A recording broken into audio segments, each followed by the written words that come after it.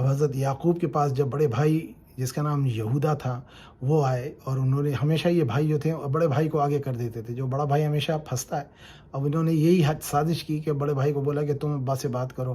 جب انہوں نے والد سے بات کی تو حضرت یعقوب نے کیا فرمایا، سنیے۔ قال هل آمنكم عليه إلا كما أمنتكم على أخيه من قبل فالله خير حافظا وهو أرحم الراحمين۔ یعقوب نے کہا کہ میں اس کے بارے میں تمہارا اعتبار نہیں کرتا مگر ویسا ہی جیسا پہلے اس کے بھائی کے بارے میں کیا تھا، سو اللہ ہی بہتر نگہبان ہے اور وہ سب سے زیادہ رحم کرنے والا ہے۔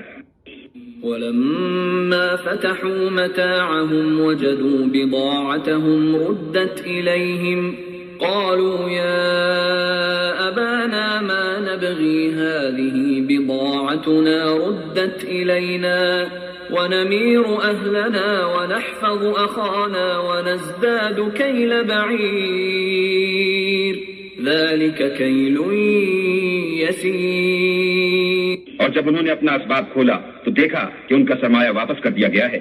کہنے لگے ابا ہمیں اور کیا چاہیے، دیکھیے یہ ہماری پونجی بھی ہمیں واپس کر دی گئی ہے، اب ہم اپنے اہل و عیال کے لیے پھر غلہ لائیں گے اور اپنے بھائی کی نگہبانی کریں گے اور ایک بار شکر زیادہ لائیں گے، یہ غلہ جو ہم لائے ہیں تھوڑا ہے۔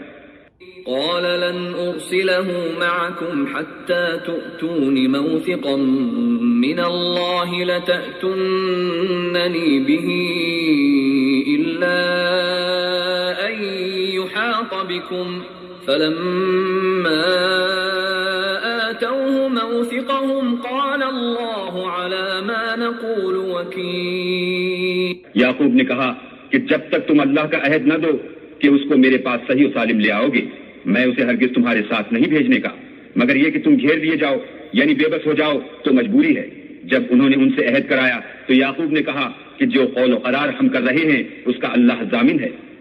وقال يا بني لا تدخلوا من باب واحد وادخلوا من أبواب متفرقة وما أغني عنكم من الله من شيء إن الحكم إلا لله عليه توكلت وعليه فليتوكل المتوكلون۔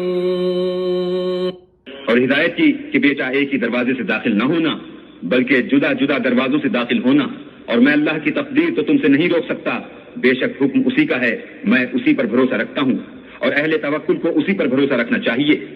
ولما دخلوا من حيث أمرهم أبوهم ما كان يغني عنهم من الله من شيء إلا حاجة في نفس يعقوب قضاها وإنه لذو علم لما علمناه ولكن أكثر الناس لا يعلمون۔ اور جب وہ ان مقامات سے داخل ہوئے جہاں جہاں سے داخل ہونے کے لیے باپ نے ان سے کہا تھا تو وہ تدبیر اللہ کے حکم کو ذرا بھی ٹال نہیں سکتی تھی۔ ہاں وہ یعقوب کے دل کی خواہش تھی جو انہوں نے پوری کی تھی، اور بے شک وہ صاحب علم تھے کیونکہ ہم نے ان کو علم سکھایا تھا، لیکن اکثر لوگ نہیں جانتے۔ اب دیکھیے چند باتیں ہیں سمجھنے کی ہیں، محبت کی ہیں، ادب کی ہیں، اکرام کی ہیں۔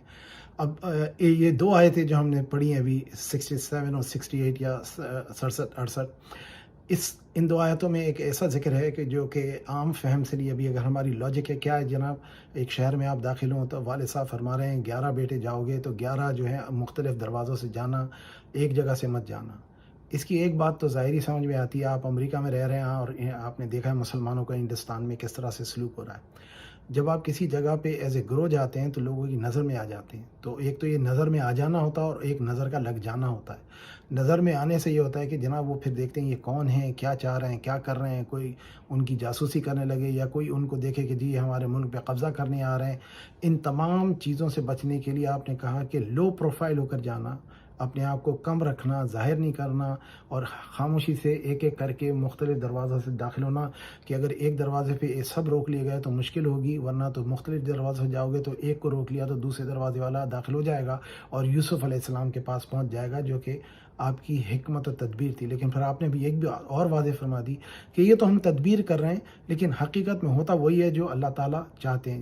اب آپ نے قرآن میں یہ بات بھی سمجھا دی کہ اللہ تعالیٰ فرما رہے ہیں بے شک ہم نے انہیں صاحب علم بنایا تھا، ہم نے ان کو علم سکھایا تھا، لیکن اکثر لوگ نہیں جانتے۔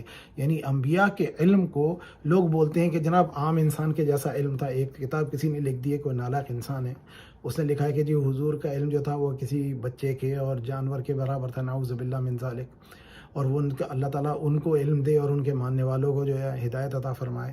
پھر کچھ نے کہہ دیا کہ حضور ہم جیسے انسان تھے۔ اب دیکھیے اللہ تعالیٰ فرما رہا ہے کہ ہم نے علم دیا۔ اب بتائیے ہم لوگ جو آج کل کے لوگ ہیں اور اس زمانے کے لوگ تھے، سبھی کے پاس علم و حکمت و فراست تھی، لیکن انبیاء کا علم جو ہوتا ہے وہ اللہ تعالیٰ غیب سے علم دیتے ہیں اور ان کو علم غیب آتا ہے، وہ علم عام آدمی کے پاس نہیں ہوتا ہے۔ جیسے کہ یہ حضرت یعقوب علیہ السلام اپنے بیٹوں کو جو ہدایت فرما رہے ہیں، وہ اپنے غیبی علم کی وجہ سے فرما رہے ہیں کہ تم نظروں میں نہیں آؤ گے، تمہیں نظر نہیں لگے گی، تمہیں نقصان نہیں ہوگا، اور اللہ ہی چاہے گا تو حفاظت کرے گا۔ تو یہ بات ہمیں ایک بات سمجھنے کی ہے۔ اس میں یہ بات سمجھ لیں کہ کچھ حضور کو کہتے ہیں کہ نعوذ باللہ وہ تو نعوذ باللہ ان پڑھ تھے۔ اگر حضور ان پڑھ تھے تو آپ سے بڑا ان پڑھ کوئی نہیں ہے، کیونکہ اللہ تعالیٰ نے فرمایا علمک ما لم تکن تعلم۔ اللہ تعالیٰ نے حضور کو تمام وہ علوم عطا فرما دیے تھے کہ جن کا ان کو نہیں علم تھا۔ اور کسی بھی انسان کا علم جو ہے وہ ذاتی نہیں ہوتا۔ ہر انسان کا جو 7 کروڑ آبادی ہے، ارب آبادی ہے، 7 ارب آبادی کا علم اللہ کا دیا ہوا علم ہے، ورنہ تو کسی کے پاس اس کی جرت نہیں کہ وہ اپنا علم حاصل کر سکے۔ اللہ تعالیٰ نے جس کو جتنی اس کی اوقات تھی اتنا علم دیا ہے، لیکن کسی کو یہ علم نہیں دیا ہے کہ وہ نبی کے اور انبیاء کے علوم کے بارے میں سوال کرے۔ لیکن کچھ جاہل مطلق، عقل کے کورے جاہل جو عربی پڑھ لیتے ہیں، وہ سمجھتے ہیں کہ ان کو تھوڑا سا علم زیادہ ہو گیا ہے۔ اللہ تعالیٰ کی پہلے تو ان کو دعا ہے کہ ہدایت مل جائے، اگر ہدایت نہ ملے تو اللہ کی ان پہ لعنت ہے، ان پر تمام پر جنہوں نے یہ ایسے جملے کہیں یا کریں یا سمجھیں یا مانیں، اللہ تعالیٰ کی ان پہ لعنت ہو، دن اور رات لعنت ہو، فرشتوں کی لعنت ہو، تمام مخلوق کی لعنت ہو۔ انبیاء علیہم السلام کے علوم اللہ تعالیٰ کے دیے ہوئے عطا کیے ہوئے علوم ہیں۔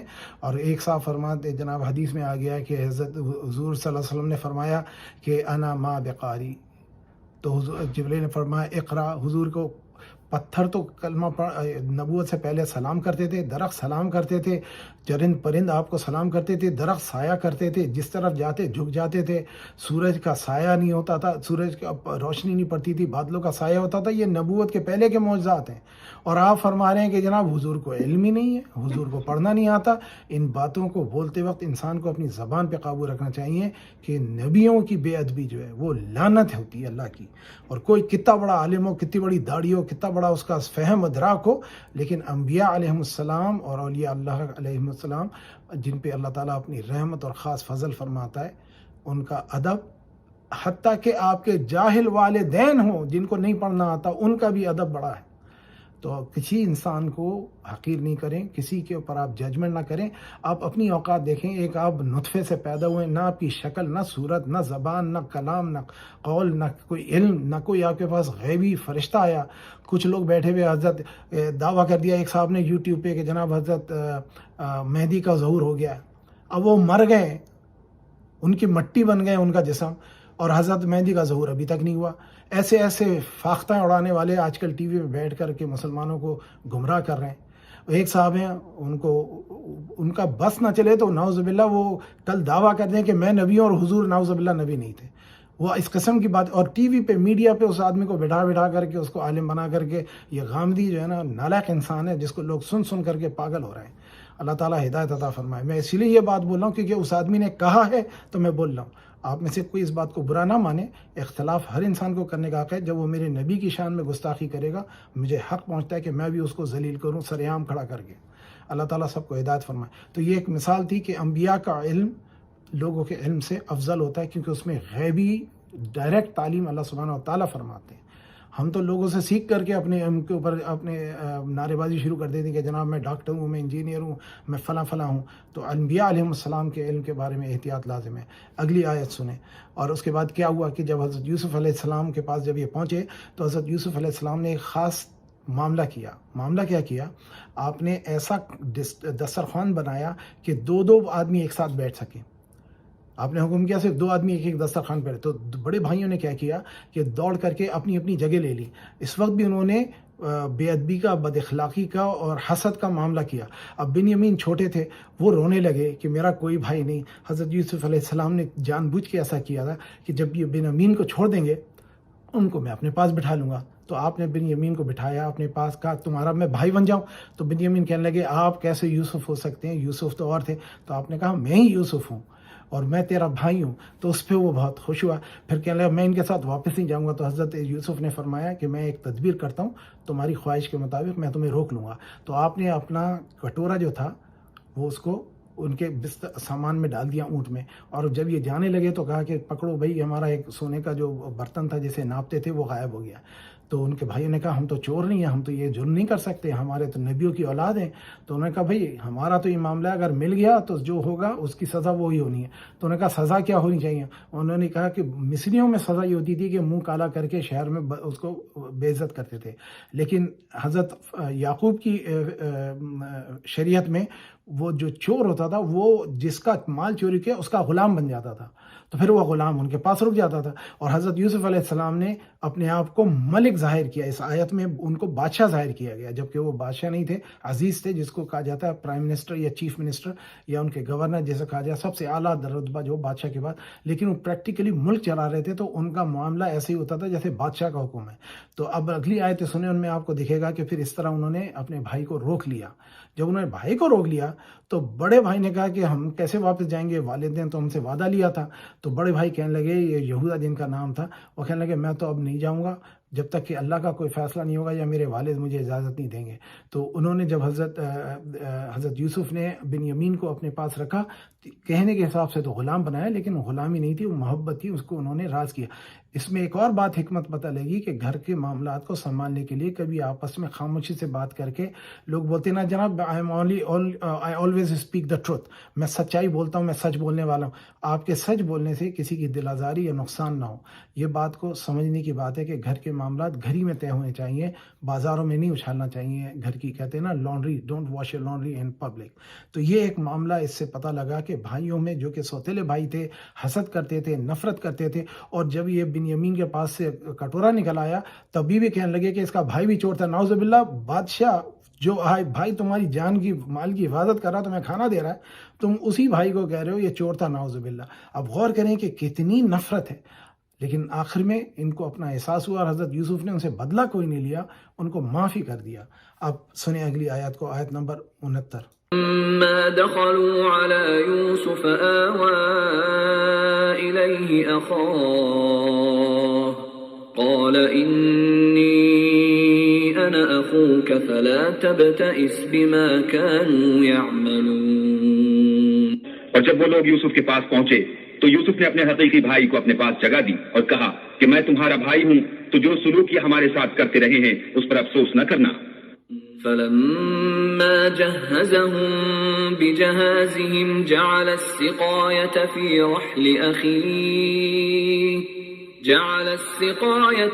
رحل أخيه ثم أذن مؤذن أيتها العير إنكم لسارقون. جب ان کا اسباب تیار کر دیا تو اپنے بھائی کے شلیتے میں گلاس رکھ دیا. پھر جب وہ آبادی سے باہر نکل گئے تو ایک پکارنے والے نے آواز دی کہ قافلے والو تم تو چور ہو. قالوا وأقبلوا عليهم ماذا تفقدون. ان کی طرف متوجہ ہو کر کہنے لگے کہ تمہاری کیا چیز کھو گئی ہے. قالوا نفقد صواع الملك ولمن جاء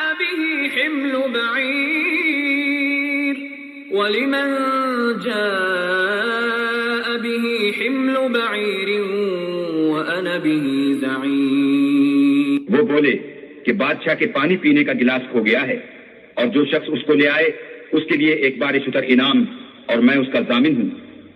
قالوا تالله لقد علمتم ما جئنا لنفسد في الأرض وما كنا سارقين. وہ کہنے لگے کہ اللہ کی قسم تم کو معلوم ہے کہ ہم اس ملک میں اس لیے نہیں آئے کہ خرابی کریں اور نہ ہم چوری کیا کرتے ہیں.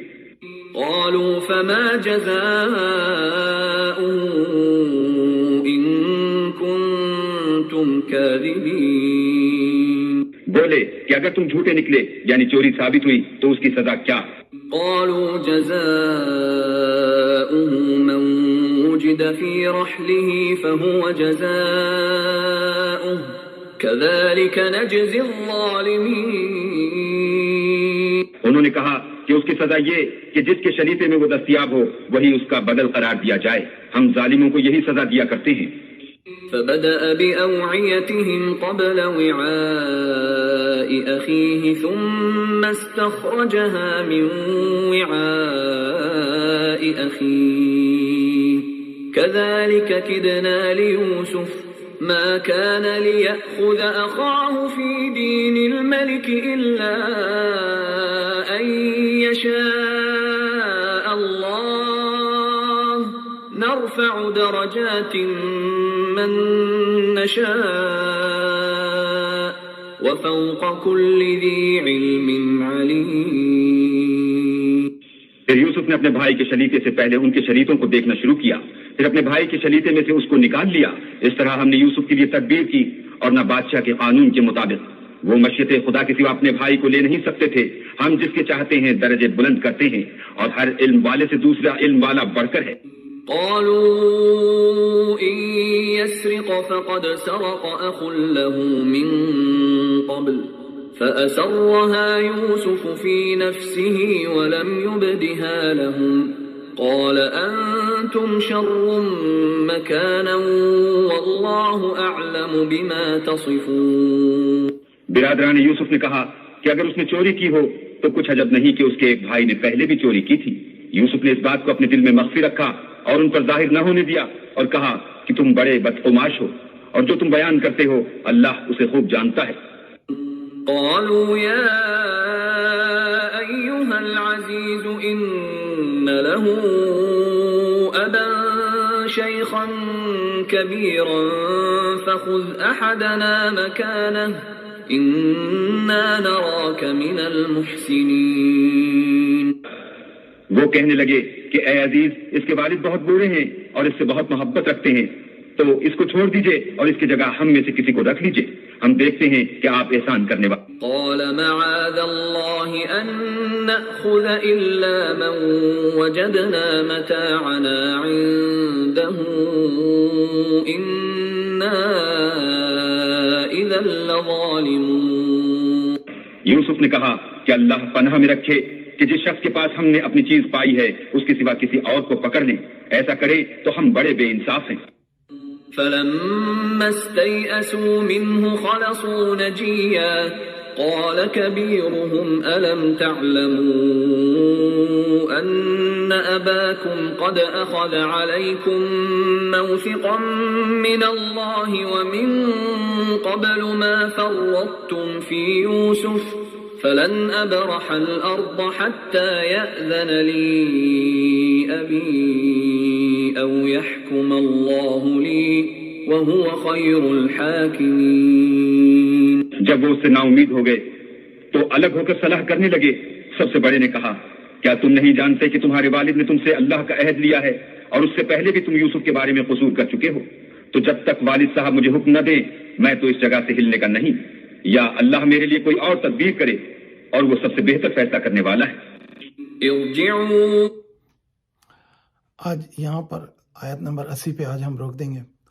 تو اب غور کریں کہ وہ حضرت یوسف کے منہ پہ کھڑے ہو کر کہہ رہے ہیں کہ ان کے بھائی چور تھے. نعوذ باللہ. نبی اللہ کے پیغمبر محبوب بیٹے نبی کے، اور وہ سب بھی بیٹے سارے نبی کے بیٹے تھے.